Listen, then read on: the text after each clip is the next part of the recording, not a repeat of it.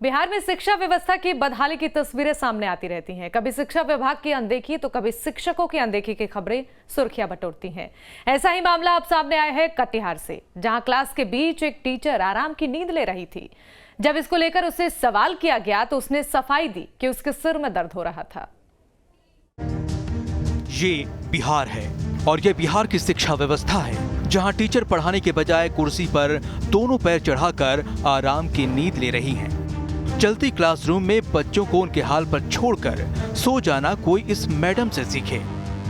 बिहार सरकार शिक्षा व्यवस्था को लेकर कितने भी दावे कर ले, लेकिन जमीनी स्तर पर स्कूलों में हकीकत कुछ और ही बयां करती है। बिहार में हजारों सरकारी स्कूल हैं। इन स्कूलों में माता पिता अपने बच्चों को भेजते हैं ताकि उनके बच्चों को अच्छी तालीम मिले और उनके बच्चे का भविष्य उज्जवल हो।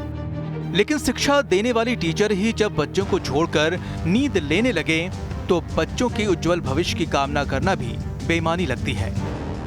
एक तरफ सरकार सब पढ़े सब बढ़े की नीति पर काम कर रही है, पर सवाल यह है कि जिन पर पढ़ाने और आगे बढ़ाने की जिम्मेदारी सौंपी गई है, अगर वही अपनी जिम्मेदारी न निभाएं तो सरकारी दावे सिर्फ दावे ही रह जाएंगे। ये तस्वीरें कटिहार के श्री कोल गांव के प्राथमिक अनुसूचित जाति स्कूल की है, जहां टीचर चलती क्लास में बड़े ही आराम से सो रही थी। क्लास की एक छात्रा टीचर को आवाज भी दे रही थी, लेकिन टीचर अपनी नींद में मस्त थी। इस बीच जब मीडिया के साथ ग्रामीण स्कूल पहुंचे तो उन्होंने ये नजारा देखा और जब टीचर से सवाल किया गया तो मैडम जी का कहना था कि उनके सिर में दर्द हो रहा था, इसलिए वो सो गईं। मैडम आप सो रही थी?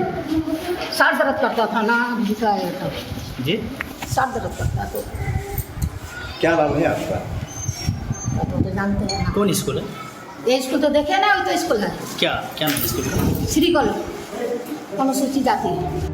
अब मैडम जी के सिर दर्द का तो पता नहीं, लेकिन इन तस्वीरों ने अभिभावकों के सिर में जरूर दर्द शुरू कर दिया है, जो इस उम्मीद से अपने बच्चों को स्कूल भेजते हैं कि उनके बच्चे पढ़ने जा रहे हैं। लेकिन स्कूल टीचर्स की हालत को देखकर ये सवाल जरूर उठता है कि अगर ऐसे पढ़ेगा बिहार तो कैसे बढ़ेगा बिहार। कटिहार से विकास कुमार ओझा के साथ न्यूज स्टेट बिहार झारखंड।